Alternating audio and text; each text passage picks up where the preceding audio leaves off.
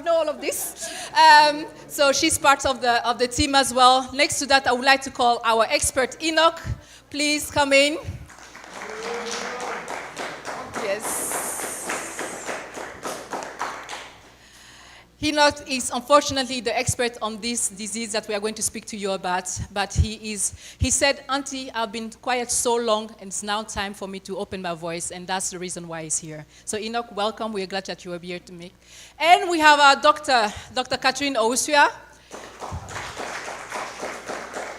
She is part of the team as well from the Erasmus Hospital. And we have Laurel also, who is part of the team on the quiet level. But Laurel, please. Laurel Darko.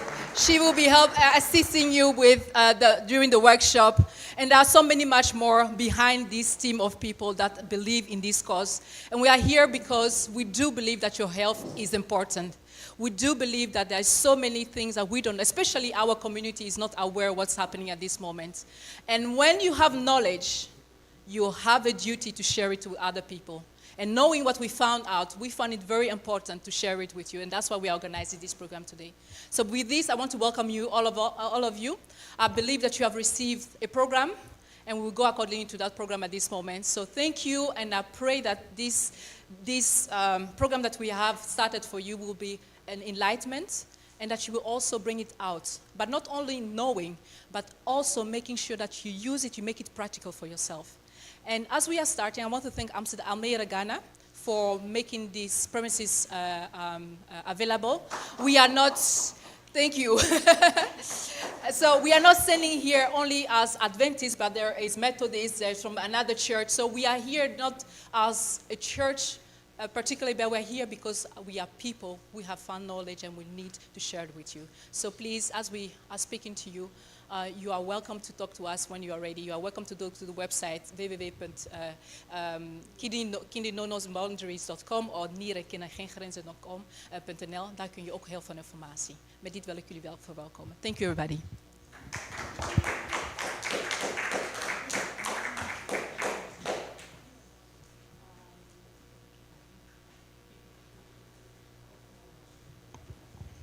All right. Well, we're getting there. We're even ahead of time. There is one special person I would like to introduce to you.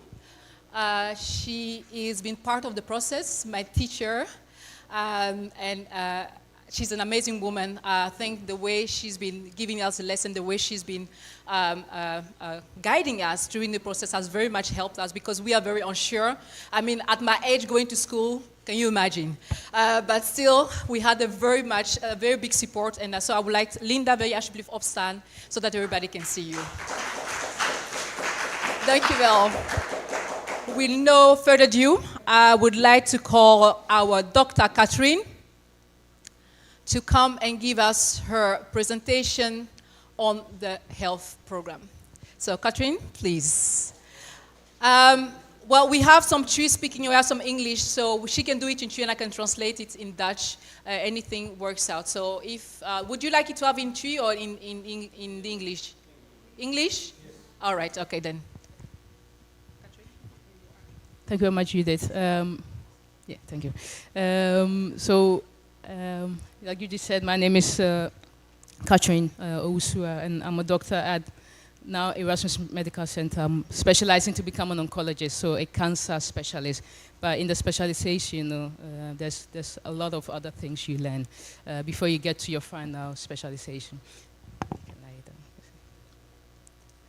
So I prepare in all the 3 languages or in my head, so I'm going to try to switch. I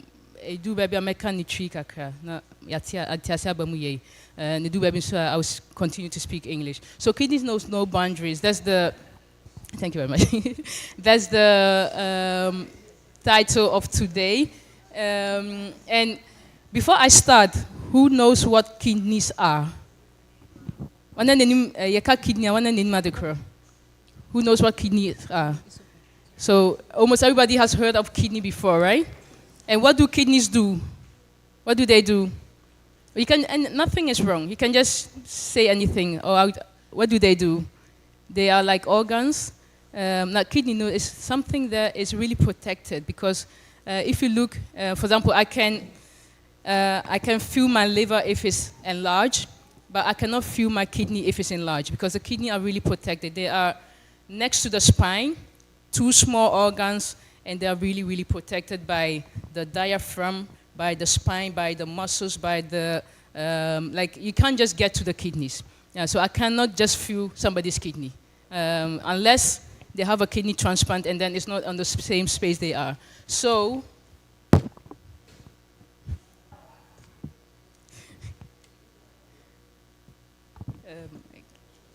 oh, wacht, ik heb het in mijn zak. So we have to understand the kidney before we can talk about kidney diseases. Now, kidneys are the body's tiny cleaners. I say tiny because they are tiny in form. Omusha, but omu no mu cleaning. And because omu making sure say if you know ipeduano are clean, they make sure the body is clean. And what they do is you have two kidneys. So do you know if you have two kidneys? How do you know? I have a friend, I have a colleague. He didn't know he had one kidney, but he didn't know from birth. So every time for our study, we do ultrasound. And with the ultrasound, he found out he only had one kidney, but he thought he had two kidneys. So yeah, you don't really know if you have two kidneys, but you're assuming you have two kidneys. We all have two kidneys. Like I said, they are really, really, really hidden in the body. So what the kidney does is it filters blood daily. What I'm holding is 500 milliliter of water, right? Okay, this times 360. This is the amount of water, of blood the kidney filters every day. Just imagine 360 of these bottles every day, 24 hours, going in and out of the kidneys. How much? It's a lot, right? And everything that goes through the kidney filters it. Kidney clear mojana and numb nipaduanimuno. So phobia, all the waste, all the extra fluids, the kidney makes sure it clears out of it. Why do we pee? What makes that we pee? The kidney makes sure that we pee, right? Who has ever tried their pee? I hope nobody, right? Because pee is not something you drink. Pee is waste. And sometimes you can pee more, sometimes you can pee less. Even now the sun is shining, so we are sweating. So the body tries to maintain the water. So you don't pee as often. That's why you always have to drink when it's hot. Okay, so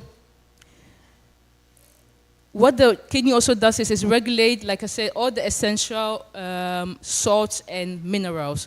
And I say essential because if the kidney doesn't regulate it well, the body, I don't want to scare you, but you can literally die.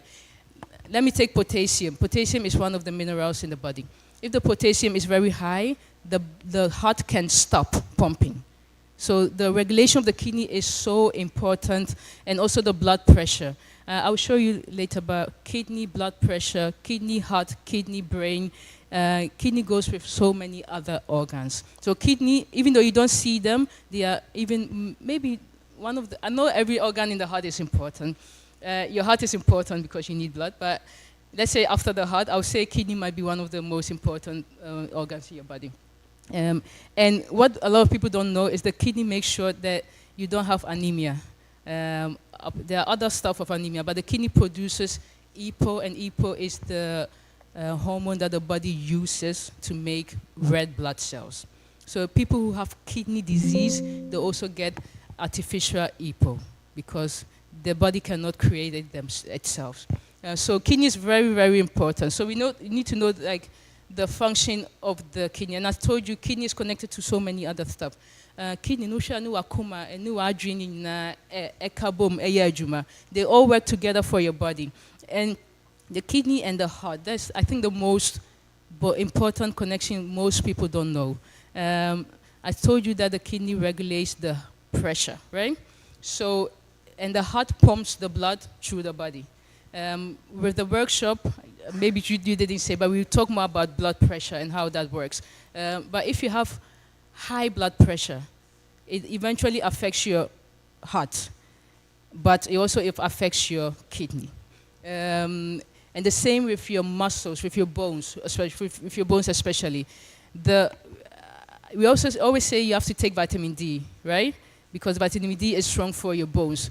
But when the vitamin D gets in your body, the kidney is the one that activates the vitamin D so that the bones can use the vitamin D with calcium for your bones. So if your kidney is not working well, your vitamin D levels are low. So people who have huge kidney problems also take vitamin D, active vitamin D. And the same way, the kidney also maintain the balance in the body. What either is like the waste, so if you free nipaduani no, and so make sure say nipaduani will balance. Now make balance such as nipaduani. There are so many small minerals, salts, acid, all kind of things, but the kidney makes sure that all is balanced. So if your kidney is not functioning, you might have problems with breathing. You might have problems with maintaining fluid. Have you ever seen somebody who has like swollen ankles or swollen feet or swollen legs? It can be heart problems, or it can also be kidney problems. So I think concluding this, all the kidneys, even though we don't see them, we might not feel them, but they are the most important, one of the most important organs in the body. So, what are kidney diseases and what is the risk of kidney diseases? So, I want to talk about the two major risks. A lot of people don't know about kidney diseases. So, at the protein part, kidney pressure and diabetes. So, sometimes we see somebody who come in with heart attack. We're like, oh, we didn't see any risk factor, but the person had hypertension. Hypertension is one of the worst things you can have because it really affects almost the whole body. So diabetes and hypertension, what it does is, so diabetes, if the sugar is not regulated, the diabetes damages the blood vessels to the kidney. And the same with with high blood pressure. Just imagine I'm pumping water through pipe. If the pressure is very high, I pump it with a very high pressure, right? What does it do? It can damage the vessels. It can damage the pipes. The same with the kidney. If the pressure is very high, it damages the kidney vessels. And one of the other major risk is obesity. Obesity leads to diabetes. Diabetes again leads to kidney problems. The same with smoking. Actually, smoking is not good for anything in the body, if I can tell you. The same, like what smoking does is affect the blood flow through the kidney, and everything that has affect the blood flow through the kidney also affects the kidney. So we do a lot of things maybe we don't know, but eventually affect the kidney. And also people, if, for example, your mom had high blood pressure or your dad had high blood pressure, just know that you are at risk of getting high blood pressure. The same with women who are pregnant who get high blood pressure in the pregnancy. Just know that after the pregnancy, even though the high blood pressure goes down, you still are at risk of getting high blood pressure. The same with diabetes during pregnancy. And I know, like, a lot of us, how many of you have used, like, ibuprofen or diclofenac in the past year? Yeah, we are here to tell the truth. Yeah, okay, I know a lot of us have used, like, painkiller. Painkillers, especially the ibuprofen and the diclofenac group, are very damaging for kidney. What it does is it affects the blood vessel going to the kidney. So you'll be autanum ibuprofen or ibuprofen, diclofenac, and all kind of medication. Just know if you use it for a long time, or use it for a long time, it affects your kidney. So, and the same with age. I'm not saying I'm young, but with age, your kidney function goes down. And the reason is with age, your blood vessels, so your blood vessels get harder. And when they get harder, it's also more difficult for blood to flow like the way it should flow. But our lifestyle, like the way we live, the way we eat can really affect that, or can really make sure that the kidney doesn't decline, the kidney function doesn't decline. So, before I go forward, I want to show a small demonstration. So let's say it is water, but let's say it is clear. This is blood. This is the water that goes through your system. And when the blood goes through your system, so every organ from your head to your toe, it goes through the kidney. And when it goes to the kidney, let's say it's this dirty. Is this dirty? What the kidney does is the kidney filter all the waste and make it clear again. Can you see it? This is what the kidney does. And I told you 360 of these bottles fluid go through the body every day, 24 hours of your whole life. Just imagine if you're 50 years, just imagine how many billions of liters. When the kidney is not functioning, the waste starts to pile up. So it cannot be filtered the way it used to be filtered. So all the waste is like this. Yes? Again, it should be like this. So it shows you like the important function of the kidney in the body. And I'm going to speak to us Ghanaians in the Netherlands, abroad, because we have an additional risk of getting kidney diseases. And the risk we have is that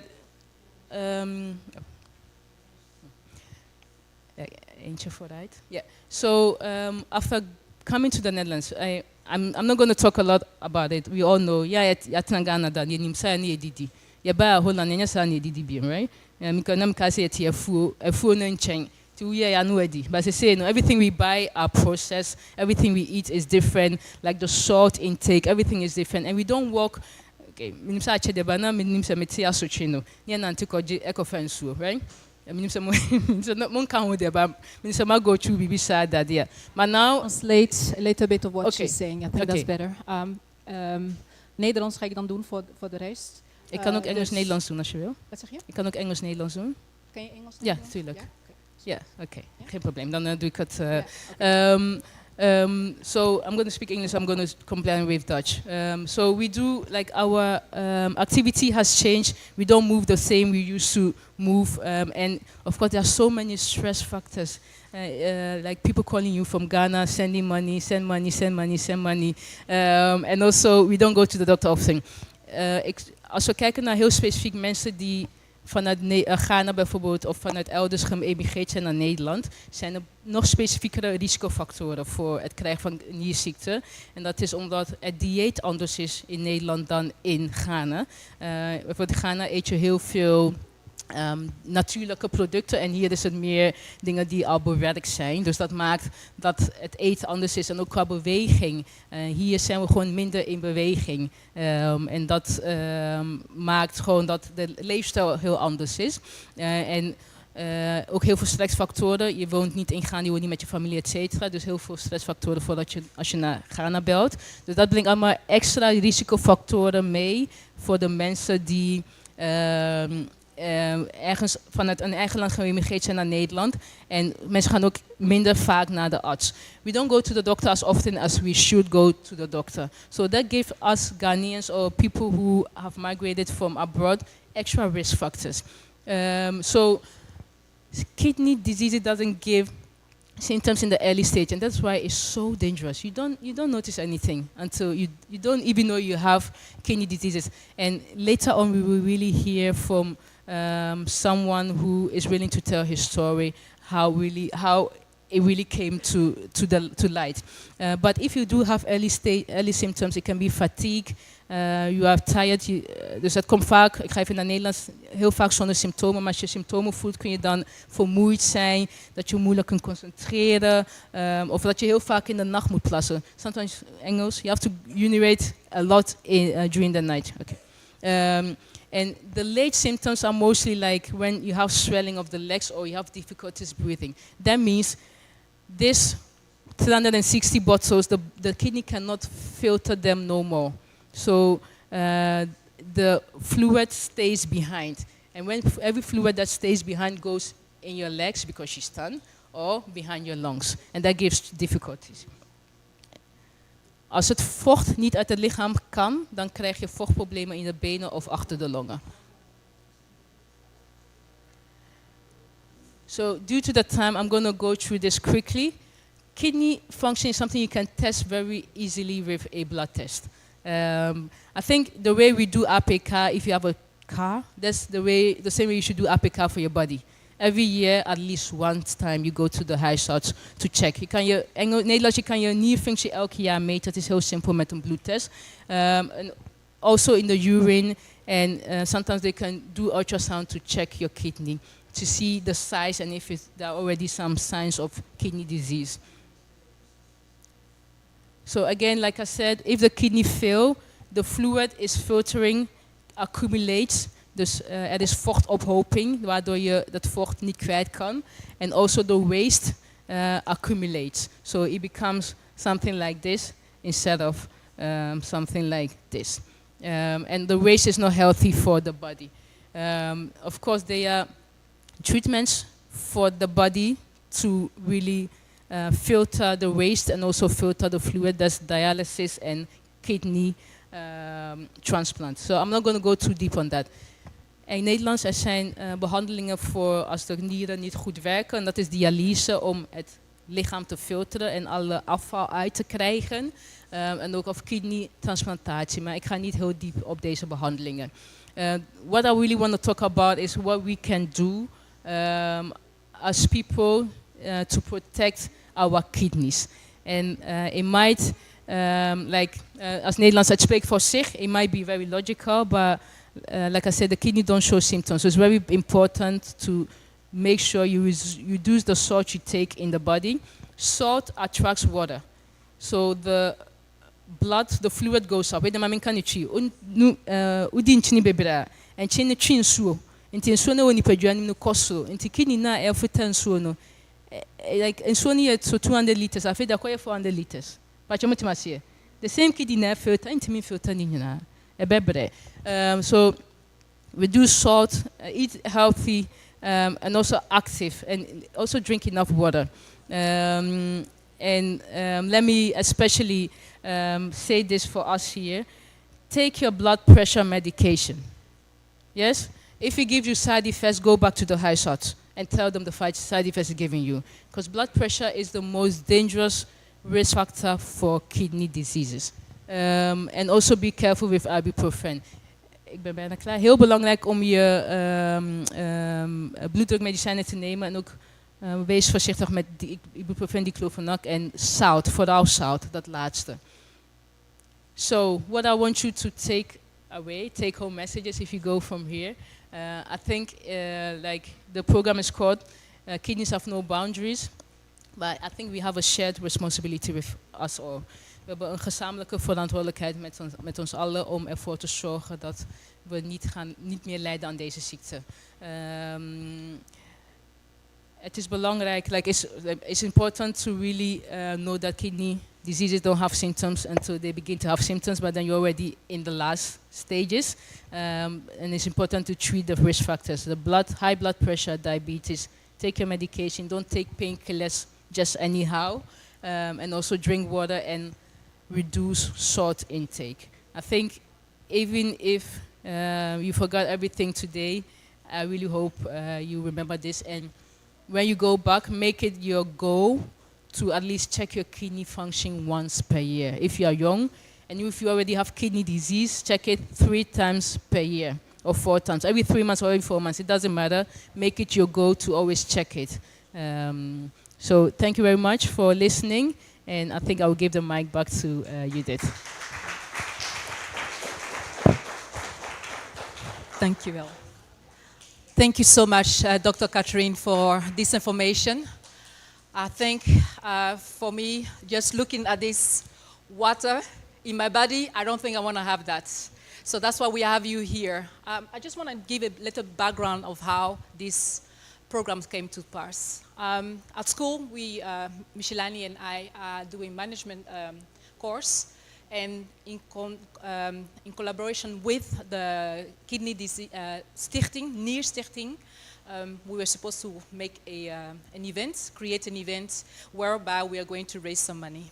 And while researching on this subject, I came us on the Helios research. Has anybody heard of the Helios research?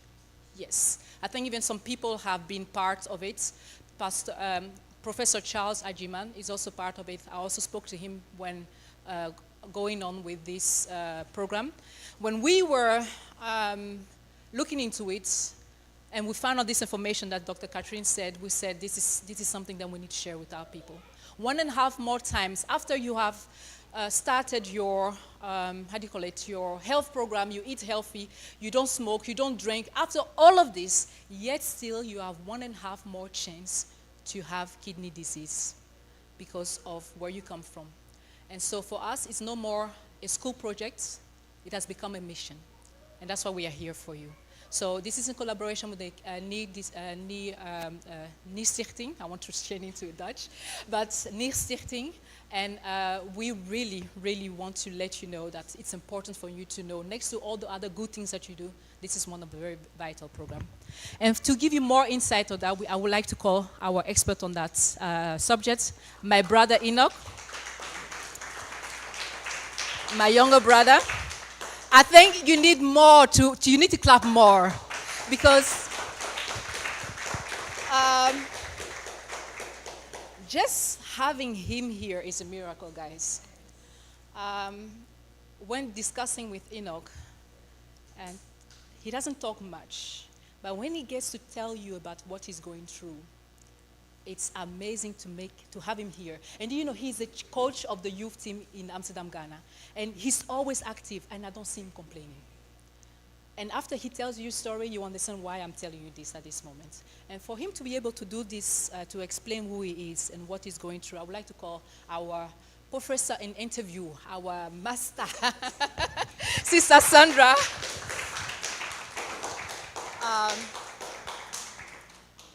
Together with both of them, they are going to, Enoch is going to tell his story, and she's going through questions. Trying to give more insight on what it is to be living with the kidney that is not working as it should, right? Hello. Okay. Yeah? I think you guys can take a chair, or would you like to stand? What would you like? Take a chair? Okay. Let me get a chair.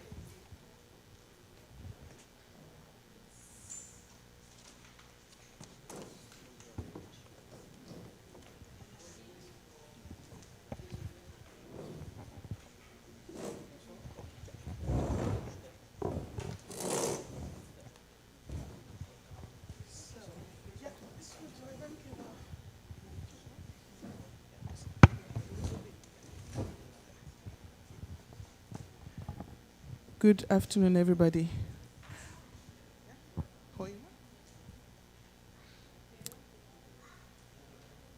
Hello? Ooh. Can you hear me? Yeah. Good afternoon, everybody.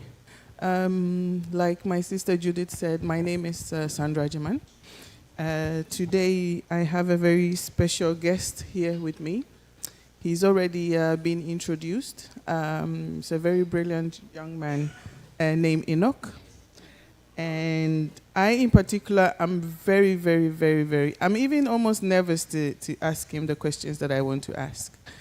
Just because in our preparation for this program, we've been having some chats.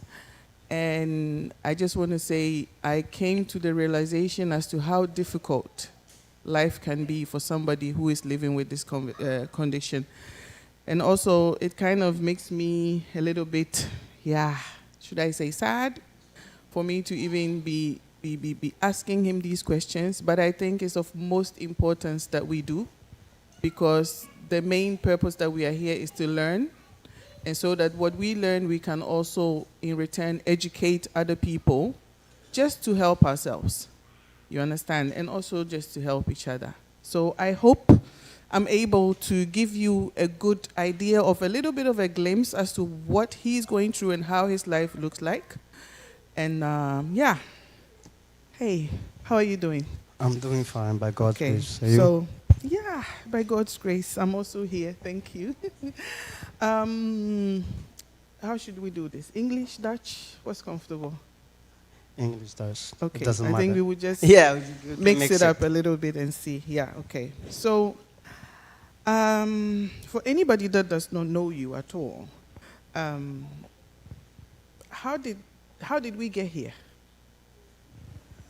I think the journey started really early. I think from 17 years old. That's where my life completely changed. Yeah, but I think, Okay. yeah. So I'm just curious. As a young man of 17, do you just woke up one day and realize, oh, shoot, something is wrong? Or how did it come about? We went to camp meeting. Mm-hmm. We go to a general camp meeting every year. Yeah. SDA, from all the churches in Europe. And then I think that year we went to Veldhoven, that's in Eindhoven. So one day I just woke up and I just felt horrible. Like I was cold, but I'm hot. Or like it's a fever. And then a headache, like a massive, like my belly was hurting, everything. So I remember I went to my mom and I said like, I don't feel okay. And then there were some doctors who checked everybody's health there if you wanted to. So then I went with my mom to there, and then when I went with my mom to there, they checked my blood pressure, and my blood pressure was like 250 over like 150. And they were shocked like, how am I even like just standing there, and I was just normal. Yeah. And then they just said, come over, come over, come over, come over. And then I went, and then it went higher and higher and higher. So eventually, they said, when you go back, go to the house doctor. So then I went to the house doctor. In that time, I was going to school. I was just starting ROC. So then one day, my mom went, and I was at school, and then they said, like, who's Enoch, who's Enoch, who's Enoch? And then I was, me. And I said, yeah, mom said you have to go to the hospital. And then I went to the hospital, they did some tests. But I was first at Onze Lieve Vrouwen Gasthuis. Because that was my hospital. I went every year because of my height. But they said, oh no, it's nothing, there's nothing going on. It will grow. So we were like, okay. So then they sent me to AMC because they said AMC is like, they're more into stuff like that. Yeah. AMC, and then eventually they said, yeah, both of your kidneys are just working 35%. Yeah, and then from there on. So if I understand you correctly, this whole thing basically started because your blood pressure was just way up. Way high. Okay. So even after that, were they able to tell you how that came about? Why your blood pressure just decided to be up? Were you stressed? Were you going through some things that made you? No, not immediately. Because Okay. at that time I was like full of joy, like playing football, doing everything what I could. It just changed that sudden day. Just Just that day. And That day. all the previous days before you had No. never been sick, I have been sick, but not like not on that level. on that level. Yeah, okay. So let me also understand this. The moment they called you in and they gave you the diagnosis that this is what they found, how did you feel? Honestly, like my life shattered. Like I was clueless, like how is it even possible? And that was the first time I even knew that something like a kidney disease exists, or Yeah. you even have kidneys. And you were 17 at that time. 17. Yeah. So they themselves could not also tell you like, okay, this is what has happened, and did they even explain to you how your life was going to look like going forward? No, it was just like everything went in a fast pace. Like I always say, from that moment I had to be like an adult. Yeah. Yeah, without my consent. Like from 18, everybody says, "Oh, you start living," But from that moment, like everything changed. So then that means for you, your whole vision as to, okay, I'm going to grow up, I'll turn 18, then I'll be an adult, and then I'll have my beautiful life. At that point in time, everything just came down crashing. Everything came If I down. should understand you Yeah. correctly. Okay. So I'm curious because, like what you said, your mom is the one that called you and kind of said, rushed you to the hospital or asked you to go to the hospital. How did your family and your loved ones, how did they take this news the moment this was announced? I think because my parents are really God-fearing people. So whenever things happen, prayer is the only thing they really go to. But of course, it's a bit difficult, I know, for them. Like just suddenly your son is sick, and they don't even know how it happens. All those, you have to thank God for everything. But Yeah. on the human side, I know it was, of course, it was difficult for them to deal with it just suddenly. That, of course, their life changes as well. Yeah. Because, yeah, That's on your parents' side. But do you have siblings? Do you have yeah, I have a brother and a little brother. much younger or No, older one is above you? above me and one is younger. Okay. Yeah, but on their side, honestly, yeah, I don't know because it's new. It's new. They don't really know how it's going to look in the future. Yeah.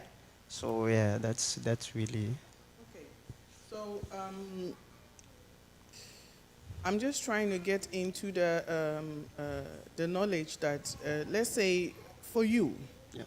after this diagnosis came about, how did your life change? Like, what were the major changes that really took place right immediately? I think school. School, it affected school as well because, as I said, I just started ROC. So knowing that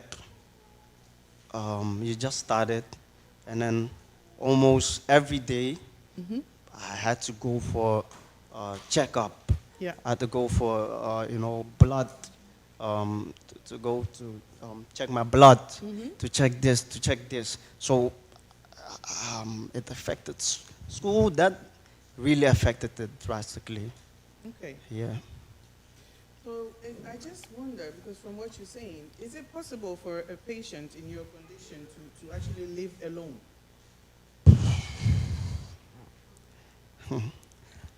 I would say in the severeness of where my kidneys were, I would say that it would be very important to have someone, at least someone, who goes with you to checkups and etc. Because I would say that the alone part, I think that the mental Yeah. part is where most people don't know how severe that can be. Because, yeah, I had my family, but I know in my own situation further up, it can bring depression, Yeah. real Exactly. depression. Yeah, So I feel say it's better to have a family or someone with you to deal with this kind of stuff. Yeah. Because I would not advise to be alone. Yeah. Okay. So mainly from the emotional and the mental point Yeah. of view, it's not advisable It's to live not alone. But advisable. let's say from a medical point of view, it is possible for someone It is possible. to live alone. Yeah. Okay. Okay. Okay. So, given the conditions that you have, what kind of activities would you say became incapable for you? I think sports. Mm. Yeah. Did you like sports? Yeah, before? football. A lot. Okay. A lot. But as Katrine already like explained about, you get tired a lot. Mm. And not like you're tired.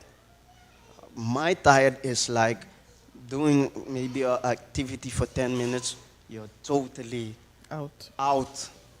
out. And yeah, that's not only based on the kidney part. Because of the kidney, I have also conditions Mm-hmm. whereby when it comes to sports and that kind of stuff, I'm not able to do it. Yeah. Yeah. Yeah. Okay. I want to ask a personal question. I Yes. hope you don't mind. Given No. the fact that from what you've explained to me, the Yes. picture that you're creating right now, so it's basically impossible for you to live alone. Being actively active becomes almost impossible. You're not, this took place when you were 17. That means like what? We've passed already 10 years. 13. Yes, you're Yeah. 30. Yeah, I'm 30 30 years now. now. Yeah. A young man. How does your love life look like? Do you have a love life?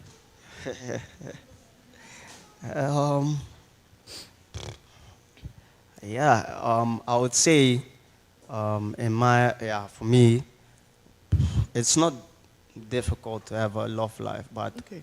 I would say it's, the severeness of having a kidney disease and going to dialysis. I must be honest, it's difficult for people, females, to understand Yeah. what you go through. And I think that makes it difficult to have a love life in that case. It's not impossible. I had one. Okay. I had one. I had one recently, like I'm happy to hear yeah, that. 2 years ago. I had a girlfriend in Ghana, Okay. and like for 1 year, but I had to hide. No, I had no. It, no, I want. I had to hide. Like I had to hide what I was going through because You didn't want to scare her. away. yes, Okay. yes, Okay. because Well, I think going forward, we need to find somebody who is very compassionate so you don't have to hide, because I believe you actually need more love and kindness around you. Yeah, So it's of definitely. no use for you to hide whatever difficulty that you Yeah. have. You understand? yeah, Okay. I'll put my number on the screen. Okay, thank you very much. We will share his number, please, if you have any compassionate lady. We will be very interested, thank you. So I have just two more questions. I'm just sitting here looking at you, and I didn't even know that this started at the age of 17. So I'm just wondering, where do you get the strength? Like, what's your source? God and God alone. Honestly, because every day I tell this to my mom and dad, like the strength to go through this daily, it's not something human. Mm. You know, it's something above natural. Yeah. And looking in that, the only answer to that is God and God alone. Yeah. Because the things I've been gone through, hospital from hospital, it's not the doctors that have saved me and made it possible for me to stand here. It's through God and God alone that I'm standing here. 13 years dealing with a kidney disease is nothing easy. Yeah. But being able to reach 30 and to be able to speak here and even looking like a normal person, like, there's nothing like strange to me. Oh, and that's God and God alone. God has always been my strength. Amen. Well, thank God for that. And I have to say, I'm also happy to hear that you have the love and support that you need, that is surrounding you from both your parents and your siblings. So I'm very happy to hear that. And I'm also happy to see that you basically have a whole church behind you, supporting you and praying for you. And I think that's such a wonderful gift that it should not be taken for granted. So I will just have to leave it here. Because if I want to go on, I have so many questions. I might get into. There's a lot to my. There's a lot to my story. Yes, I know, and I'm sure I will cover it somewhere, somehow, on another day. But if you have anything that you would like to share or say to the next person listening to this story, any message that you would like to communicate to the people, being it young or old, what would it be? It would be, don't take your health for granted. This life we have, although we have things to do to take it in control, it's still not in our hands. So never take your health for granted. Try as much as possible to see what you eat, drink, because this sickness, it doesn't matter if you don't smoke, it doesn't matter if you don't drink or do the things you think people do are bad. This sickness can take you out any moment. Because as I said, I was 17, I was full in my life, and just suddenly I got sick one day, and then your life changes. And that can happen on each and every age you have. No matter if you're 5, 7, 10, 60, it can always take you. So don't take your health for granted, and don't take the people in your community for granted. Thank you very much, Enoch. I hope I was able to capture a glimpse of what his life looks like for you. Enoch, I want to say thank you very much. I think you are a brave young man, and I pray that the Lord keeps strengthening you. Thank you very much. Amen. Yeah? Amen. Thank you. Thank you very much. This was just a glimpse of Idlo's life, but we have a small film for you, just about 5 minutes. We are running a bit behind, but it's an important film. This is one of those days when Enoch goes to the dialysis and how it goes. I was so much impressed when I saw that. So I will not go too much into details. Yes. I would like the video speak for itself. Mijn naam is Enoch, 30 jaar. En ik neem jullie vandaag mee in mijn laatste dialyse dag van de week. Het is 5:45. Normaal gesproken sta ik 6 uur op, omdat mijn alarm daar afgaat. En dan heb ik meestal 30 tot 45 minuten om me aan te kleden, douchen, etc. Strijken en het nemen van mijn medicijnen. Medicijnen die ik neem. 2 voor bloeddruk, eentje voor mijn hart en eentje voor vitamine D. Die ga ik nu nemen, maar eerst bidden. Onderweg naar de taxi. Daar staat de taxi. Aangekomen bij mijn dialyseplek. Dit is dus Diapriva. We zijn nu binnen. Voordat ik begin aan de dialyse, moet ik dus mijn pasje pakken. Voordat ik begin met de dialyse, moet ik mezelf wegen. Mijn gewicht is 49,4. Ik ga nu naar mijn eigen plek. Dit is dus de dialyse. Dit is mijn plekje. Een box zit, een bloeddrukmeter.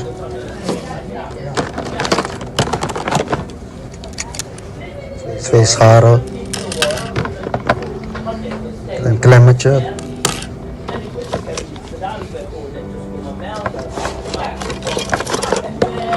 Een medicijn tegen de jeuk die ik altijd ervaar na de dialyse.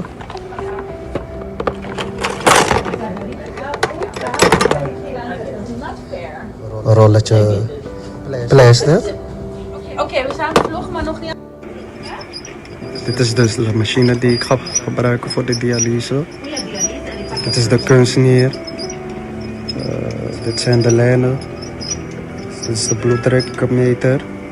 En nu is het dus afwachten om aangeprikt te worden. Ik ben aangesloten. 2 lijnen.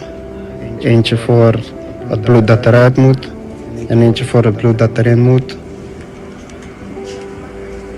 3 uurtjes. 1700 moet eruit. Ja, dus zo begint de dialyse. Dus over 3 uurtjes weer. Ik krijg altijd ook wat te drinken bij de dialyse. Vooral omdat ik niet te veel vocht moet innemen. Zullen jullie ook wat uitleggen over de dialyse? Dit is triol en dit is de fineuse. Fineus. Atrial is het bloed So dat artery is the eruit blood gaat. that going out, En fineuse is het bloed dat and fineus is the one that comes in. So there's 2 tubes. 1700 is And vocht 1700 dat is het the totaal liquid uit that moet. needs to get out of the body. Daar heb je dus de dialyse tijd. So we have the En time, dan 3 heb je hours to do hier that. heb je de bloedpomp. The blood Dus pump. hoe hoger de bloedpomp, So the higher the pump beter de is, afvalstoffen the eruit better gaan. it gets all those En dan heb toxic je- things from your blood. Hier beneden bloeddruk, heb je dus So mijn that's the bloeddruk. blood pressure that's En being dat wordt dus measured elk half uur every 30 gemeten. minutes. Dus dat is een beetje hoe de dialyse eruit ziet. Zoals je ziet kunnen de So drukken the pressure altijd can schommelen. change from time to time, Maar zolang je geen alarm hoort, but as long as there's no alarm, is prima. it's okay. Bloeddruk is ook gedaald vergeleken met de eerste bloeddruk. Ik ben nu klaar.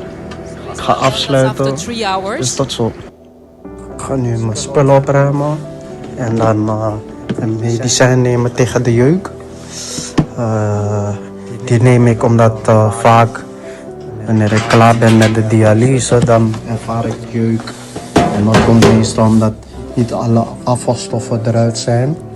Dus dan moet ik deze 3 pillen nemen om te zorgen dat in de loop van de dag dat de jeuk een beetje vermindert. Als ik Take klaar those ben moet 3 ik pills altijd because weer gaan afterwards wegen. he gets Dus some dat is itching. wat ik If he nu doesn't ga take doen. it, then they would not stop the itching. Mijn eindgewicht is 48,1 So of that's 48. 49 kilos and now he has 48, so that means 1.5 kilo was taken out. Dus dat is during the 1 dialysis. milliliter boven mijn streefgewicht. Dus nu zet ik weer dan mijn pasje His terug. goal is 48 En dan kilos. ga ik mijn spullen There was 1 opruimen. millimeter above it. Dus ik kan weer naar huis gaan. Ik ben dus weer thuis. Ik heb mijn laatste dialyse dag van de week erop zitten. So that's his last Doe one of dit. the week. That was Dus Friday. 3 keer per week, laatste dag. He does it 3 times a week. Ik hoop dat ik jullie wat inzicht heb gegeven hoe het leven is van een dialysepatiënt. He hopes Althans that de he has mijne. given you an insight on how a Ja, dialysis omdat ik het 3 keer per week patient doe, lives. is het moeilijk om zeg maar fulltime te werken. Because he does it 3 Dus, times a week, he cannot ja. work 3 times. He cannot work full Dit time. was een dialyse dag. Ja, ik ben heel moe, And he's very tired want het put afterwards. je helemaal uit. Dus ik ga wat eten en ik ga natuurlijk So rusten. he's going to eat something Dus afterwards. And then, hopelijk zie ik jullie op 23 mei. Um,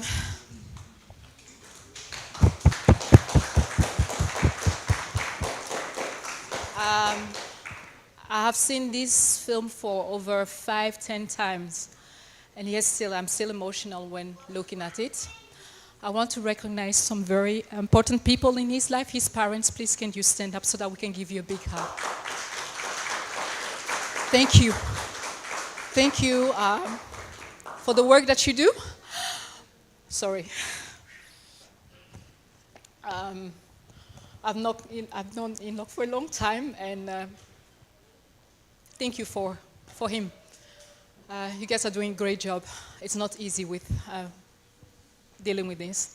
Enoch, thank you so much for being part of this and for telling your story. It touches us. This is not to make you sad, but it's a wake-up call. That at any time your life can change. So please be, whatever, if we're giving you anything, wake up and know that your life is not your own. That's why we are doing this. We are not going on, we are working behind time, but we need to continue. Our next point now is workshops. We are going to divide the groups into two. We want to teach you how easy it is to have too much salt in your food without yourself knowing. We know our Kobe. Who likes Kobe? Only a few people. Please, people, be honest with yourself now. Kobe. Sister Sarah, you don't like Kobe? You don't like Kobe? Okay. Sister Sarah, do you like Kobe? Also not. I love Kobe. Yes. You see? So Kobe is one of our food, but we know how salty it is. Michelani, how do you call it, your dry fish? Bacalhau, também bem, o peixe, o bacalhau, também muito sal, não é? So every culture has its own food where there's a lot of salt somewhere. And so when you go forward through this side, to the kids' corner we call it, you will have a workshop where you can, at the end with some kind of images, you can make your own food and then calculate how, but the girls, I'm not going to tell you everything. You just go there, find out about food, the salt, the hidden salt in your food. The other side of the workshop is blood pressure. We are going to look at how to take your blood pressure, how to read it, what does it mean for you. So Dr. Catherine and Sister Laurel will be the one to help you with that. Sister Laurel is a nurse, so she knows what she's doing. I'm not going to help you because I have no idea what it means, so I need to be there as well. So please make your way towards this place, and then afterwards, when you come back, we are going to have the discussion about what you learn, and we're going to have also, this is a non-paid. They're not paying us to do this.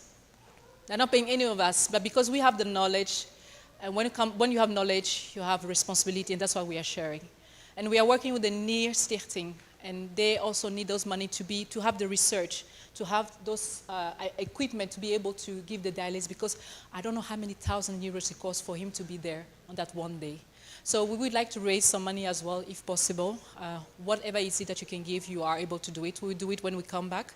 And then we will have the Q&A. I think that's a very important part of the place where you can ask all of your questions. Why have we done this way? We did it this way, so that when you have experienced everything, then you know everything, then you can ask your questions. Otherwise, maybe your questions will be answered there. So without talking too much, I would like to ask everybody, please walk your way towards room number 1. That will be the blood pressure side. And the second room will be the food. So please, this place should be empty. You can stand up and go. So, Sister Laurel, please raise your hand so that people can follow you. Sister Sandra and Sister Michelani there. So please follow them. Everybody can go there. Ja, je mag kiezen wat je wil. Oh, je mag kiezen. Ja, waar je wil naartoe wil gaan.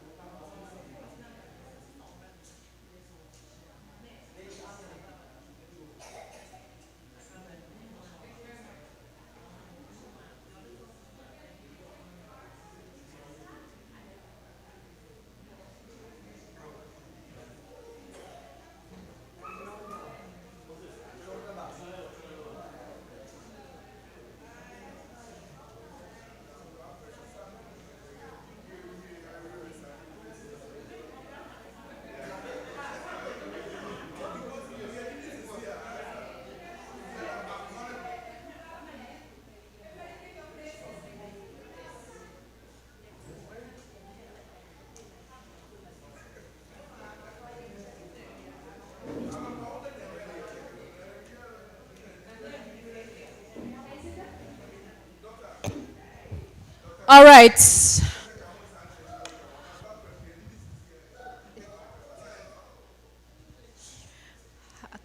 We are waiting for the rest to come in so that we can start with the, I think, very important part of the program, the Q&A. Let's wait for everybody.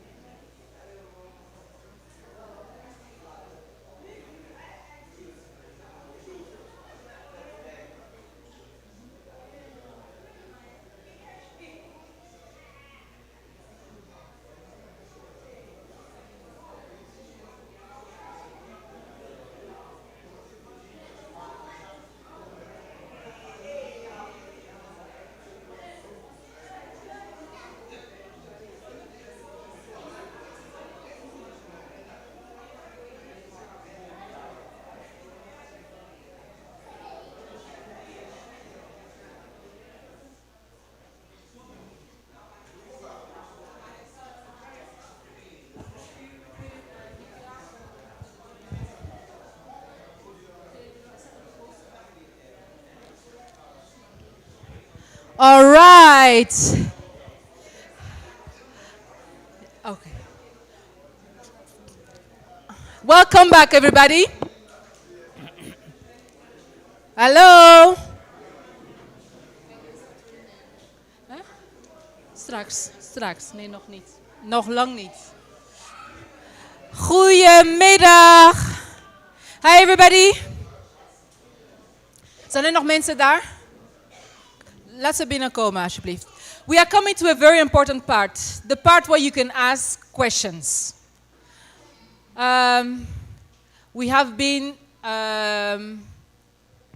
have heard about the doctor. We have heard from Enoch, the expert. We have done some workshops. We have learned about salt, how easily we get too much salt in our food. We have learned about blood pressure. So, can the doctor please come forward? Enoch, if you could come forward. Take a chair, because I think people are going to ask questions. You can understand stoel nemen. And then it's your time to ask all kinds of questions that you want to ask. We are walking behind time, but this is a very important part. Because the blood pressure part was very important. Everybody needed to know, and the food was also nice.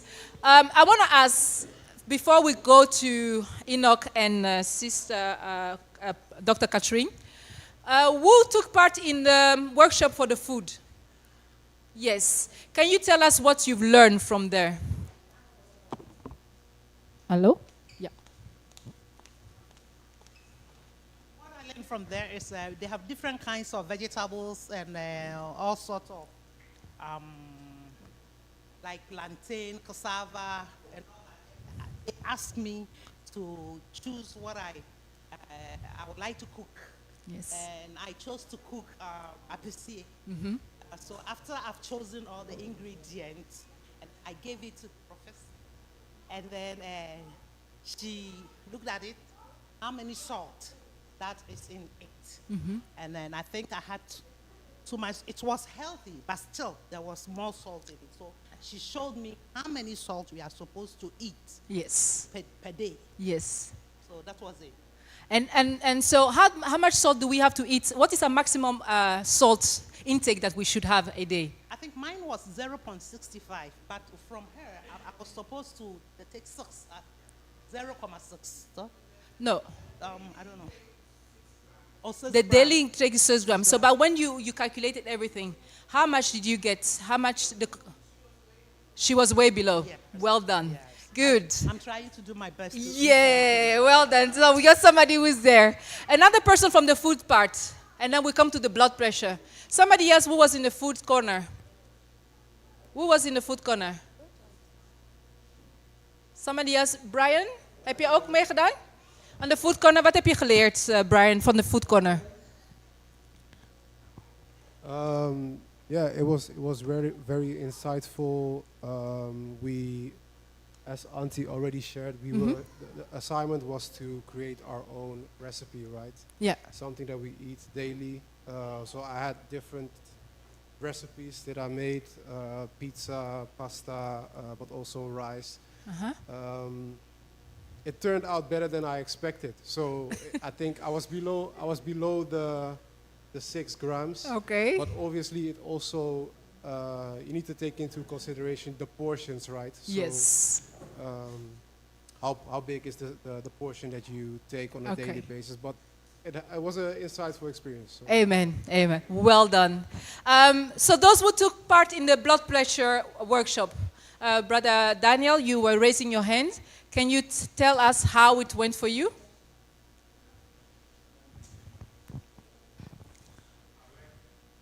Yeah. Dive a little. Yeah. I would like to ask a question. Yeah. How can I know? Huh? Yes. Stuff who are not mathematically good. With teaspoon, with maybe a teaspoon is good for the day for my food or something like that. Because we just sprinkle it. Yes. And I'm a boy. We sprinkle it. We take the salt, then sprinkle it as Yeah. if we don't know how many grams have entered into the food. When grinding pepper, we sprinkle some in the food, the same thing. So both times you are adding salt to 2 different kinds of meals. Yes. You understand? Your soup, your stew. Yes.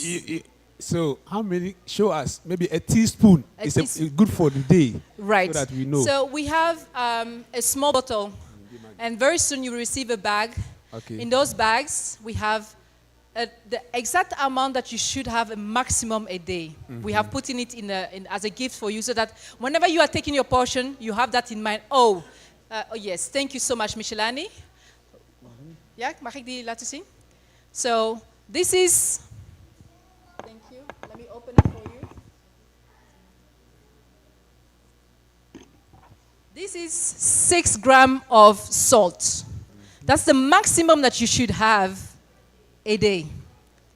Now, when you were in the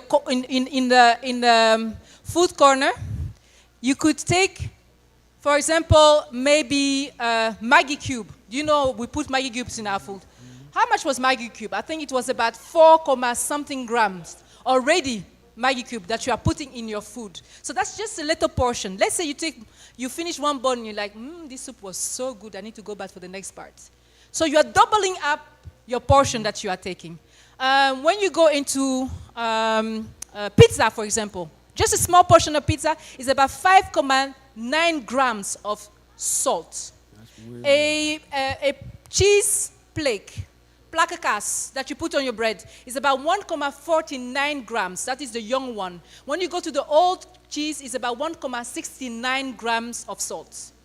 So the more you add all those things, so let's say you put your bread together, you have your bread as already had its salt, you have your cheese that it has its salt, your salami is about 59 grams, you have your salad, you have your tomatoes, then you have your ketchup that you put. Ketchup is about 58 or 59 grams for just a small spoon. And then you put eggs. So can you imagine at the end of that small bread, you have already so much salt, and you still have the rest of the day. So, yes, this is what you should have a day. Thank you. Okay. Concerning about the blood pressure, as Yes. we did, It was normal. At first, it went high, and later, it drops. Yes.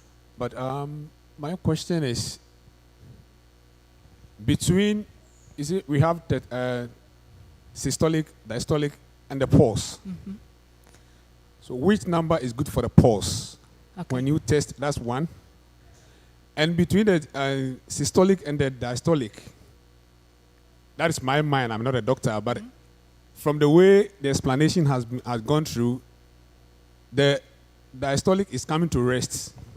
So if something is coming to rest, it should definitely be lower. So when I check I'm always concerned about the diastolic more than the systolic.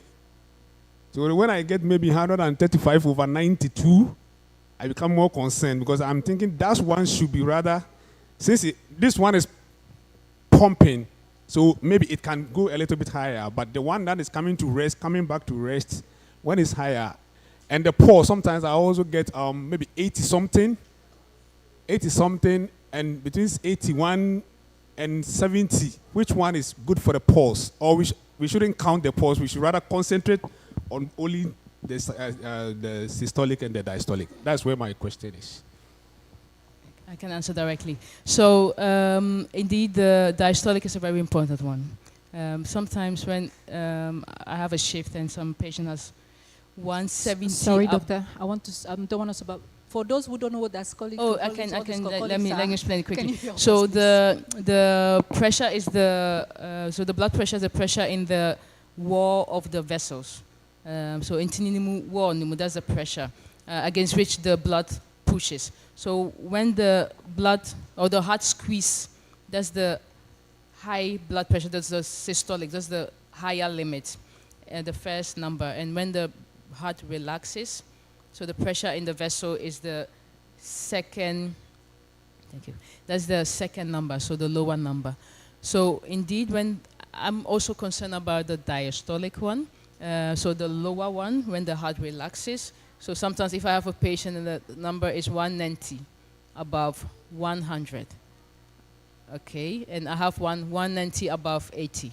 I'm like, okay, 190 above 80, the lower one is low, so I'm more relaxed. But if the one that should be low is 100, is still high. So everything above 80 for the lower one is too high. Then I'm a bit concerned, like, oh, okay, that's when the heart should be relaxed, but it's not relaxing. The first one, it can be stress. If the patient has pain, when the heart squeezes, the higher one can be high, 190. But as long as when the heart relaxes, it's low, I'm okay. So I agree with you. The diastolic one really needs attention. So if you have 135 or 130, which is normal, and the lower one is 100, then you have high blood pressure. Really, it's something you should really do something about. Go to the high shots, for example. The pulse. The pulse doesn't really matter unless the pulse is very, very high or very, very low. So the pulse is how often the heart squeezes and relaxes, squeezing and relaxing. So that goes automatically. The signals from so the heart had 4 chambers. The signals from the small chambers to the big chambers, it just go automatically. Automatically, you don't even have to think of it. When it goes too low, and I mean too low, below 40, below 30, and you are not taking medication for it, then I wonder if there's something wrong with the signal from the 2 chambers to the other chambers. Because sometimes there can be a stop between the signaling, and that's very dangerous because then the heart can just sometimes stop. So anything above 40, 30, lower is a signal to call the doctor, every ambulance. If it's too high, it can also be a heart rhythm problem. So there are so many heart rhythm problems. I'm not going to bore you with it, but if it's too high, like going 150, 180, sometimes 200 and something, then the heart is having like a problem. Just imagine. So I try to explain to my patient. So my heart squeezes, squeeze, relax, squeeze, relax, squeeze, relax. Between 50, 100, even 110, fine. Okay. But just imagine if my heart is going too slow, squeeze, relax. So the blood is not being pumped efficiently. I don't know if you understand. Squeeze, we wait, and then they relax, they wait, and then squeeze. But if it's also going like squeeze, relax, squeeze, relax, it's also not pumping efficiently, you know? So the heart cannot get the blood, and then it has to pump, get the blood, like, it's not efficiently. So, and that's the problem, it has to be efficiently. So if the blood is not getting where it needs to go, especially the brain, then there's a problem. So that's the most important thing. And about the pulse, not all the blood pressures, this one doesn't have it, but some have irregular pulse. So then it doesn't pump boom, boom, boom, boom. This is really how you hear it. But then that boom, boom, boom, and stops, boom, boom, boom, boom, boom, boom, like that's irregular. That's like atrial vibration. So it's just irregular. And Is that dangerous? that can be dangerous in the sense that because the heart pumps so irregularly, blood clots can form around the heart. Blood clots is like blood that is thick, and that can the danger of blood clots that it can shoot to the brain or it can shoot to the heart. Every patient who is admitted with stroke, so a blood clot through the brain, is also tested if there is irregular heart rhythm, because the danger is because the heart's like boom, boom, boom, boom, boom. So if there's a blood clot, it can just form and then shoot to the brain. So you need medication to make the blood thin so that the clot doesn't exist. So for the pulse, if it's regular, anything between 50, 110, okay. If it's too low, problem. If it's too high, problem. Thank you. Please, I beg.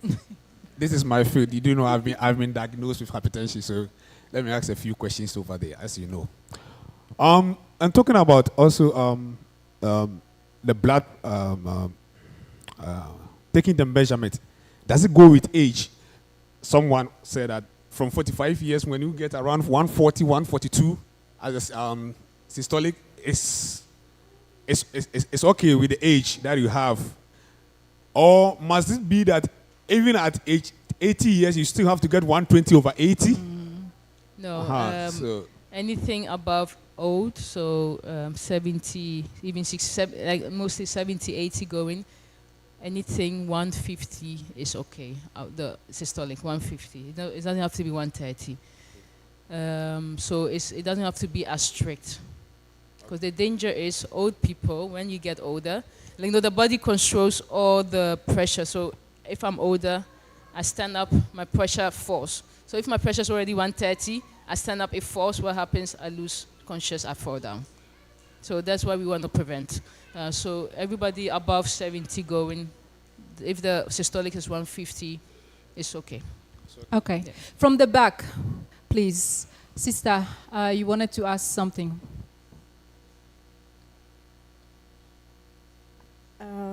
I had two questions. Mm-hmm. The first one I've already asked when we were at the back, and I know a lot of people will like for you to explain to them, because sometimes when you go to a doctor, immediately that you see the doctor, your pressure just starts raising. And at that moment, the doctor has to take your blood pressure. So as for that one, for me, I understand now, but I think a lot of people would like for you to explain to them. Mm-hmm. My second question is, sometimes you can just get a sharp dizzy. It's very short, but it's very sharp. My question is, at that time, is your blood pressure up or is it low that you get that, or how does it? Okay. Thank you very much for the two questions. And I also explained it there, like, there is even a name for that. They call it white coat hypertension. So Witte-Jas hypertensie. So once you see the person in the white coat, your pressure goes up. And doctors know this. So the best, most accurate measurement of blood pressure is the 24-hour blood pressure measurement in your home. That's the most accurate. So if you have hypertension, etc., the doctor might one day be like, okay, let me do the 24-hour. So you get the machine and everything. So it measures also during your sleep. and then you get like an average of your real blood pressure, because then you are doing your daily activities, etc. But the one at the doctor is mostly always high. So it's just like, but even if it's high, it's because the doctor has to do it twice. Like if I see a patient is high, from the beginning I know they are there because they have been referred by the high shots. They're going to get a diagnosis. They're just nervous, right? Then I'm going to do extra tests. They are just nervous. So if I check the pressure in the beginning is high, I'd always do it again after I give them more information. And if it's still high and I still see they're nervous, I might make a note to check it a different time or do it at home. But if it's really, really high, like 200, everything about 200 is really, like, it's a sign. So if it's that high, then I might like refer them to the emergency, because they are outpatient clinic. They go to the emergency to check if there are other damages of the blood pressure. So yeah, it's best to do it at home. I said that it's best to have a machine at home, blood pressure machine. Once in a month, or once per 2 months, once per 3 months, depending on your condition. You just check a day, twice. You check it 2 times with 5-10 minutes in between. If it's high, you go to the high shots, and maybe you can even require, can I do the 24-hour blood pressure? They know it. That one is the best. And for your second question, you have to remind me a little bit. I talked too much. I almost forgot. The second question was about... Oh, yeah. So the thing about pressure is once it really gives you signs, most of the times the pressure is already advanced. Dizziness can be from low blood pressure, but it can also be from high blood pressure. So I'm sitting here, maybe I haven't eaten a lot in the morning, I haven't drunk a lot, and my pressure's a bit low. When I stand up again, what happens is the distance between my heart and the ground gets bigger, right? So the gravity, that's like the whole gravity, but still, I'm standing, but still the blood, or the heart needs to get blood to my brain. If the pressure is already low and I stand, I might have a sharpness of dizziness. Dizziness is like a way, like a sign from the brain. You know why we collapse? Why we, hoe zeg je flauw vallen nou in het Nederlands? Yeah, why we fall. That is where we faint, sorry. That's like a protection mechanism of the body. Because if my pressure is low and I stand up and the heart cannot get the blood to my brain, I fall, because when I fall down, what happens is my heart is on the same level as the ground, right? So then for the body, it's easier to get the blood from my heart to my brain, because there's no gravity, there's no height level. That's why we faint. So dizziness, so fainting is actually good, because if you don't faint, your blood doesn't get, it's not good in a sense, but I mean, it's just for the body to protect you. But the dizziness, if you have high blood pressure, and I've seen people with like, I think the last one I saw, I talked about, to you did about it, it was 260 above 150. He was just standing there talking to me, but he was dizzy. So high blood pressure can also give dizziness. So that's why my advice for everybody is have a blood pressure machine at home. Just have a clue, maybe even for 5-6 months, okay, January I measure my blood pressure, okay. Maybe June I will do it again. Then you have an idea where your blood pressure is, because both symptoms can be from high or low blood pressure. Sorry, do you advise this also for young people to have that, or is only from people from what age should they have this at home? Yeah, so I'm gonna give that question to Enoch, because I think Enoch can answer that the best. Yeah. Like I think, unfortunately, like I've also known Enoch for a very long time, and I'm still very, impressed and touched by his story. But I think Enoch shows us that it's not only a disease for old people. Yeah. Unfortunately, also young people can have it. So it's very difficult, as in you don't know when when it starts until you have it, right? Yes. But we all once go to the high shots once in a while, right? I remember, I'm going to look to my husband, because I know when I was pregnant, he came with me to the hospital, and he was like, oh, I want to measure my blood pressure now. Because he never measures it, but it's good as a young person, even your age, to do it at least once per year. You get to the high shots, per year, like once per year. Just like, oh, I'm here, let me measure my blood pressure. And I see it with a lot of people who come with their partners. Oh, I'm here too. Let me measure my blood pressure. So Yeah. it doesn't matter how young you are. It's just good to have an idea. Okay. Oh, to have an Thank you. idea of it. Next question, please. Hello. Yes. Yeah. I'm Stephen. Yeah. My question is, if you're having high blood pressure, is there any, and you're giving a medication, what again can you do in terms of, because, for example, I try not to talk about my health, but then I've been experiencing this for a couple of weeks. I had this some time ago, and then they gave me a medication. A few weeks later, I stopped the medication, and then about a month ago, I had it at work. I was working, I feel very dizzy. I wasn't feeling okay, and it's like I'm not concentrating. So I decided, no, I'm going home. And so that day, I came home, sounding to my wife. So I called her, and I was like, well, just call a doctor and see if I can get an appointment with him. And then, unfortunately, we had it.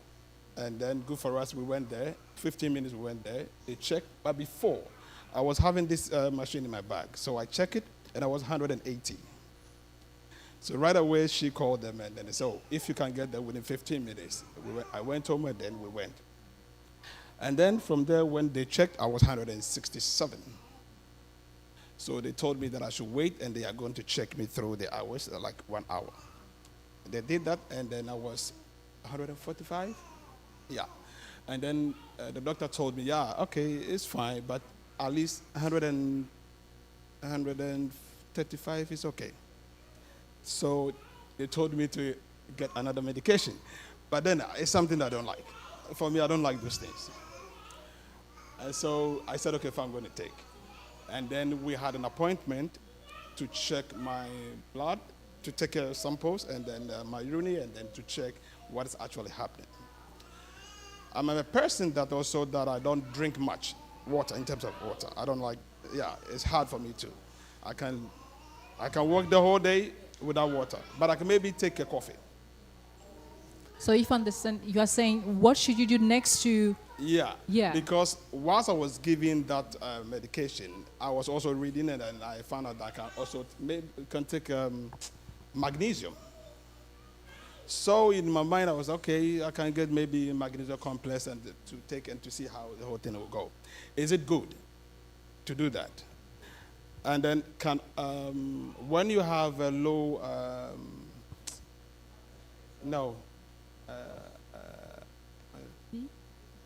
vitamin D, can that one also cause blood pressure?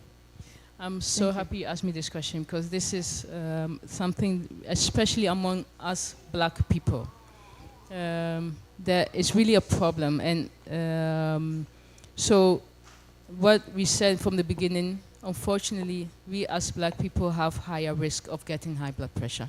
And we have seen that it has to do with, like, if you go to history, also the things we went through slavery and everything. So there was so much stress, the body got used to so much stress factors that blood pressure is a thing on us. And apart from that, salt, when we take a lot of salt, our body just processes it differently. And the reason I'm very happy about this question is I think I have the same, the last time I saw a patient with high blood pressure, he was a Ghanaian, and it was so high, everybody was getting nervous. They came to me, we need to give medication. I was like, let me just see other stuff, other damages, etc. And he was a young person in the 30s. So it wasn't even my patient, but like a student was supervising, so they came to me all the time. And after my shift, I went home very late because I went to him to talk to him separately. Because I was like, we are Ghanaian, like, you can't say, So blood pressure, once you have blood pressure, it's not something that goes away, period. It's not something that can go away. It's not something that goes away after taking the medication for 1 month. It's not something that goes away after doing all the lifestyle changes. Unfortunately, it doesn't go away. Yeah, so that's something we really need to keep in our mind. The medication is just to support you, right? And all other stuff you do, so low salt intake, staying actively, is all to support the blood pressure not to go too high. And the danger of blood pressure is it damages organs. So that's why they always check the urine. Is it damaged? They always check every other stuff. So it's very important to take the medication, keep on taking it. And the unfortunate thing is, in the past, they thought that we black people needed a different type of medication.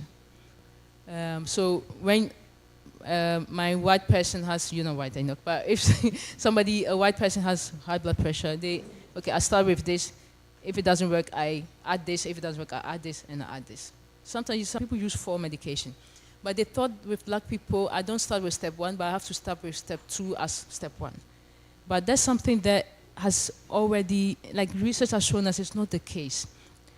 So unfortunately, I'm saying unfortunately, the doctors, not everybody knows how to treat blood pressure directly, but now it's changing. So it's not something that goes away. You need a medication and your lifestyle can support it. The danger is if you don't do all these things. I told you it's like a filter, right? After a while, like I don't know, Sonia, maybe I had Sonia there, right? After a while, the mami kanishik, like tokona de damuno, ebe yakasiye. Inti anomani se FM unyane shase se FM. So you lose protein. The protein makes sure your feet swelling. You lose so many other things. So that's the danger, that if you don't protect the blood pressure, it damages so many things in the future. So especially if you are young, please, the medication is really needed, and everything, those, what we said, the low salt intake, the activity, the water. A lot of water is very needed because the water flushes the kidney. Yeah. It flushes the kidney. Yes. So these things are very, very, very important. And I'm very happy you asked that question because especially the young men, like the black young men especially, don't like, I'm sorry, I'm not looking at you, but especially the young black men don't like taking blood pressure medication. The vitamin D part, yes. Vitamin D doesn't give high blood pressure, but it's good to take vitamin D, especially in a country where there's not a lot of sun, etc. The kidney makes sure vitamin D is activated, right? So in a country, black skin, not a lot of sunshine, like you don't get enough vitamin D. So to take it extra is always good, no matter the blood pressure. But vitamin D doesn't create high blood pressure. Yeah, it doesn't. Right. Thank you.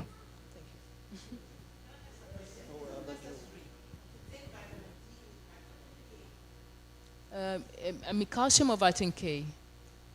Calcium, I think. Yeah, vitamin K, so many vitamins in the body. Vitamin K is really for the, how do you say, like, anticoagulation, if I say it correctly. So, say for example, moja, bana, astopo. But calcium and vitamin D are mostly combined. That one I will suggest, especially after, with zinc, like you have things that the body needs, right? And you have things that the body you can give the body. Things the body needs is calcium, vitamin D. Zinc is additionally, right? Sorry. Sorry.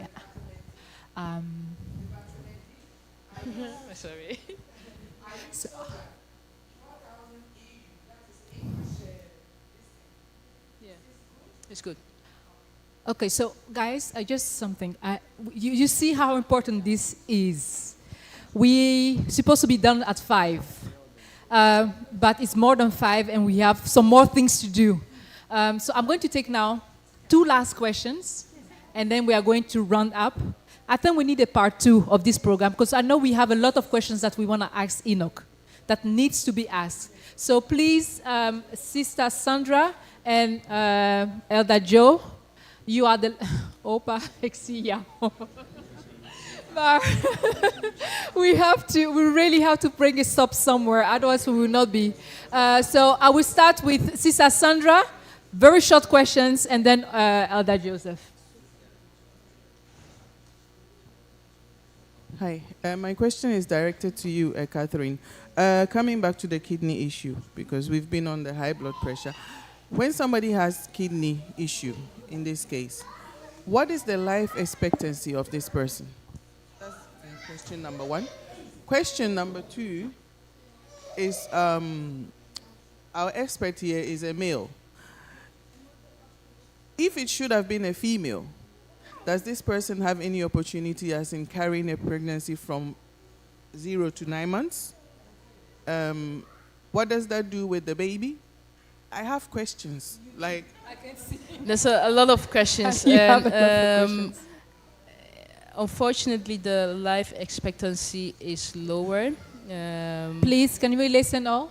Which for somebody, and the kidney disease is also, which is like divided into different stages. The final stage, which is stage 5, is when there's also a reason for dialysis or kidney transplantation.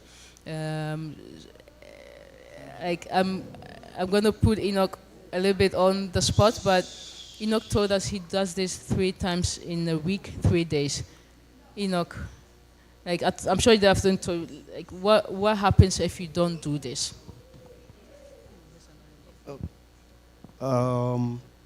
If you don't do this, you eventually die. Because for me, I don't have both kidneys anymore. So basically, the dialysis is my surviving system.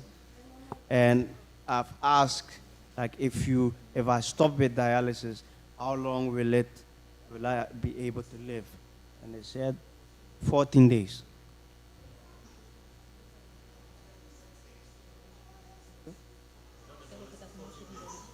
Oh, and I'll tell you a story.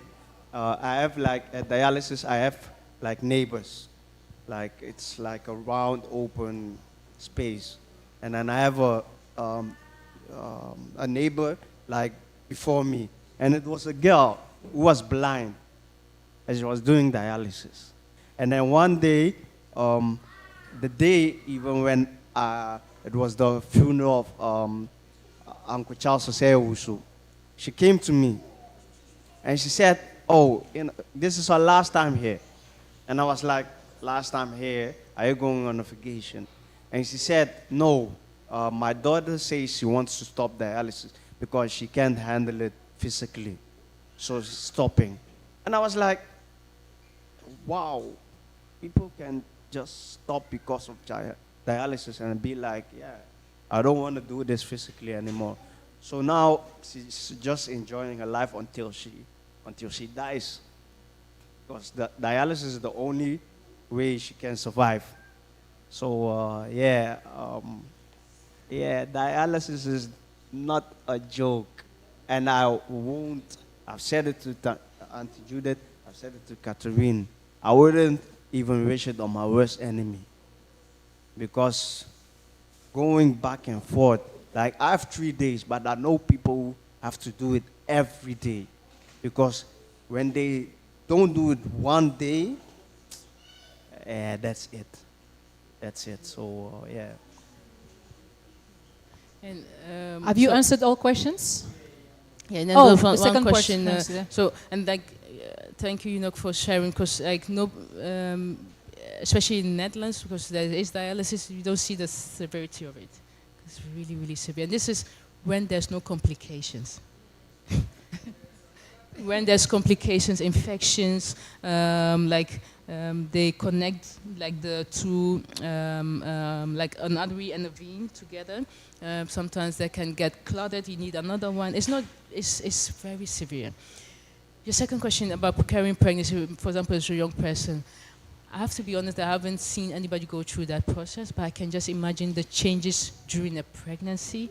I can tell about that. Do you know somebody with that? Yes, because when we were doing possibly, this program, when we started with the Nee Stichting, one of the lady that was there was about 30 years old, and she can never be pregnant because of that.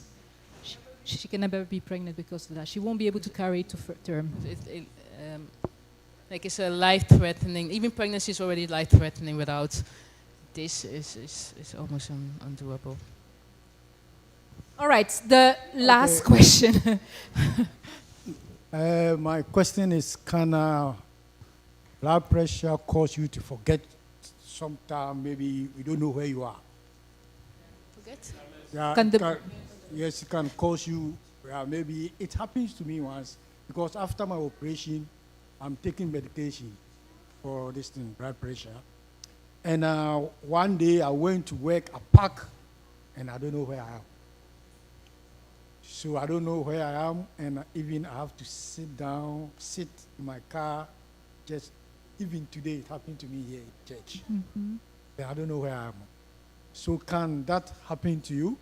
And also, my second question is, all these things we are saying about or we're talking about, do we have this thing? How can we prevent it? Yeah. For example, for the kidney problem, okay, one, the symptoms. What is the symptoms? How can I know that I'm having kidney problem? Okay, I know that your legs is maybe will swell. But how can we prevent all these things? Yeah. That's my three questions. Very good questions. Yeah, very good questions indeed. Your first question, definitely, 100%. Hypertension, because the heart is pumping the blood with such a high pressure. The same pressure goes to your brain. Your brain vessels are so sensitive. So you can have like you're saying, like you forget things. Because the perfusion, so the blood stream of your brain vessels is just not as it should be with such a high pressure. The high pressure is not a good thing, period.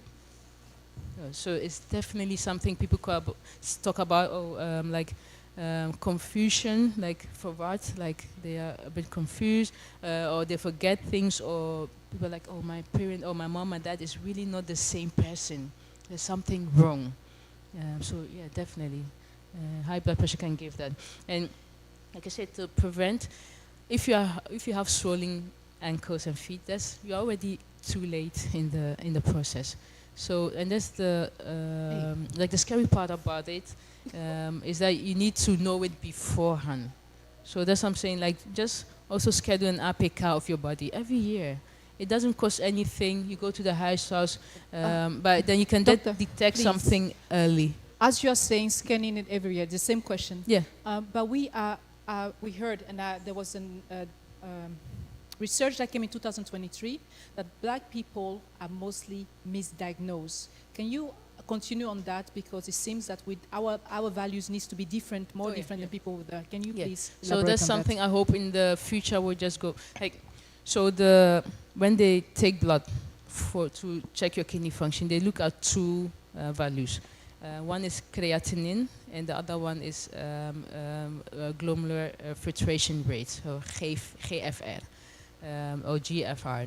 So it's like something that works. So the creatinine is also found in muscles, right? So if the creatinine is high, you can, I'll just translate it as there's a lot of waste in the blood. So therefore the filtration, the work of the kidney is low. So that's the GFR. So in Enoch's story, he says something, his kidney were working 35%. So normally for everybody, like if you're healthy, young and everything, should work 90 to 100%. So if it's working 35%, that means the filtration is low and the creatine, which is the waste, is high. But there was something that black people, because we have a lot of muscle, so this creatinine is also found in the muscle. So therefore, if I'm black and my creatinine is 100, which is high, and Enoch is, for example, white, and his creatinine is also 100, which is also high, because I'm black, they think I have a lot of muscle, so that's why my creatinine is high, you know? But then I'm already having kidney issues. So unfortunately, in the past, for a lot of black people, these things used to happen. So people were diagnosed with kidney issues much, much, much later.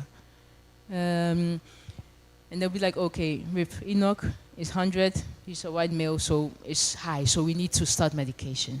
You know, so it's very important to do the APK, I get it, and but also to really talk to your house about it. So if I choose January, every January I'm going to go to the house. So you just go and be like, okay, I want to check all these things to check if everything works well. They have certain things they check. Your blood cells, do you have anemia? Your kidney, is it working well? Your kidney function, is it working well? And then they also check your thyroid. It's something the most easiest check an HSAS will do. And with kidney, they also check your urine. The reason they check your urine is to see if the filter is broken, or is still okay. Because if the filter is really broken, so if your kidney is really, really low, your function, it starts letting also protein in the urine, and shouldn't be in the urine. It can be like small protein, but not a lot. But because the filter is so broken, everything just goes through. So that's why they check your blood and your urine. Does the color change of your urine when you have protein? It can be foamy, but I don't know, Enoch, did you see any change in your urine? Or is it 17? It's a long time ago. Yeah.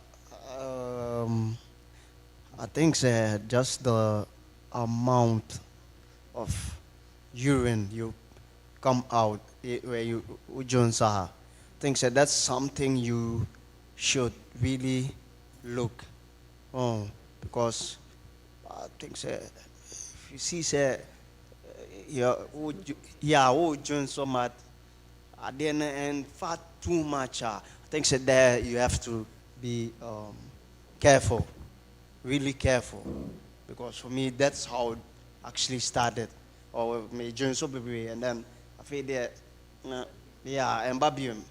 Oh yeah, unfortunately, as Catherine already said, for now, 2 years. I don't mean join so.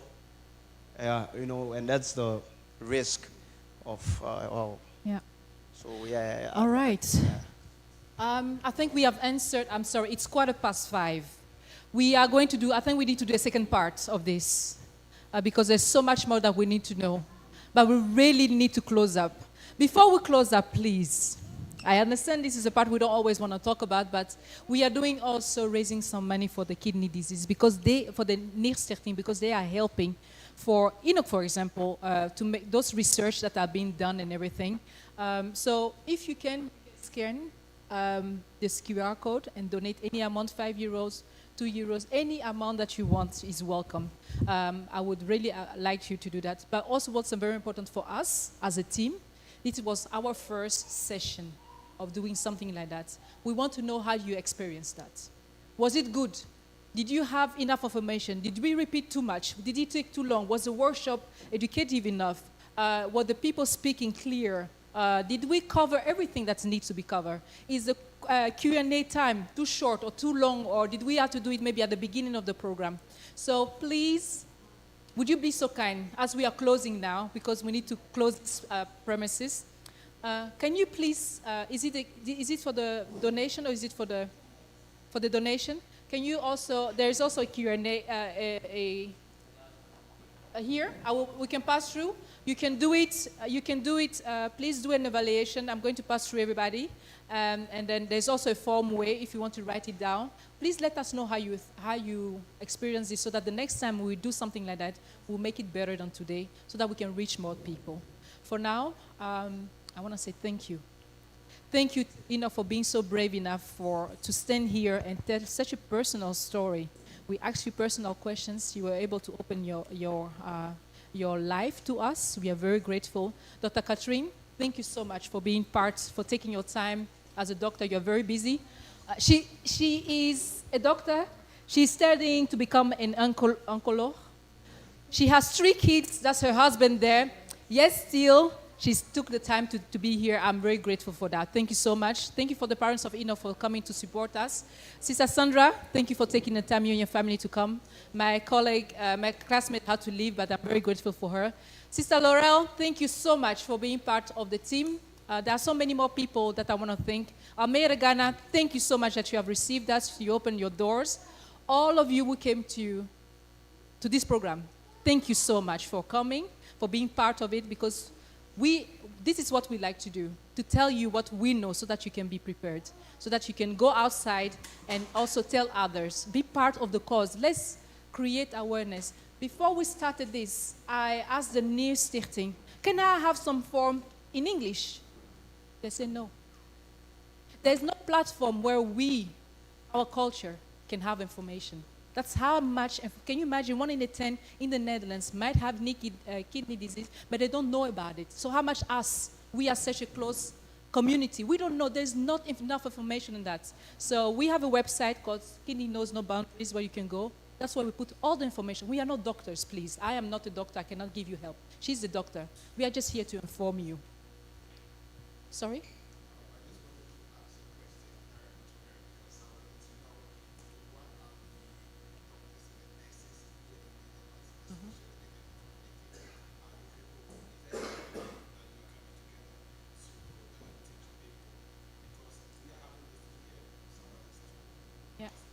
That is, yeah. So the idea of this team, Kidney Knows No Boundaries, is to go into the community and then reach people and make sure that this awareness comes out. So that is what we do. So we are a donor-supported initiative, because we are not a stichting. We are just people who came together because we found the need to give this message outside. So there should be a second time. There has to be a second time, because knowing your questions, seeing your questions, we need to continue with that. So please, let's start with, with the QR code that I will pass. QR code to scan there, but also do the evaluation before we close, and then we close with a prayer, because we are Christians and we need to thank God for what He has done for us. I would like to ask Elda. Yes. Can you langs met die QR-code? Yes. So please, I don't know, the evaluation, please, if everybody can scan the QR code to do the evaluation. It's going to take just 2 minutes for you before you go. And then, Elda Komna, please, if you can close with a prayer so that we can close up the program. Yeah? The evaluation. So those who want it on a paper, was aan die pennen. Who would like it on paper? Anybody would like it on paper? The evaluation?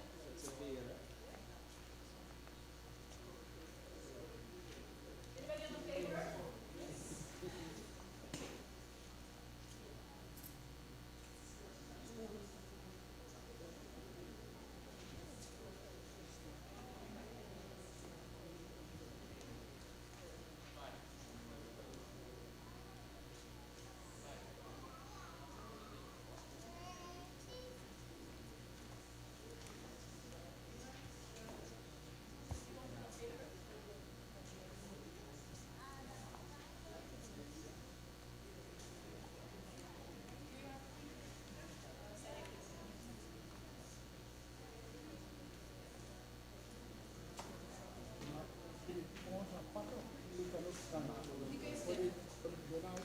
Oh, the donation. Donation is this one. Yeah? No. The donation is one. This one is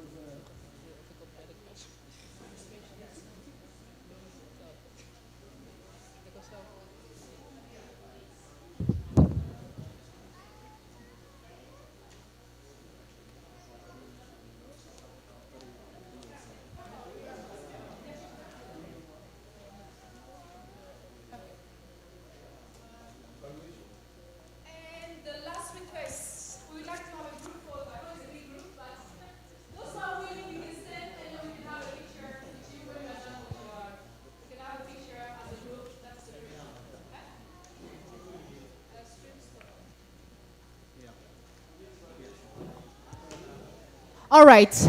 For those online, thank you so much. We have people online following us as well. Thank you so much for being part of the cause. Thank you for following us. It's from 3 o'clock till 5:30 now. And those online, thank you so much for following. We hope that you continue to follow us. We will continue. We pray that God will help us to continue, because we know we have a mission to do. Also online, you can go to www.nieren kennen geen grenzen, or you can go to kidneyknowsnoboundary.com, and then you can go there and give your donation, or find all the information that we have on the website. So thank you online. We are about to close now, so I would like to ask you to come and pray for us, and then we'll make a big group picture. Thank you.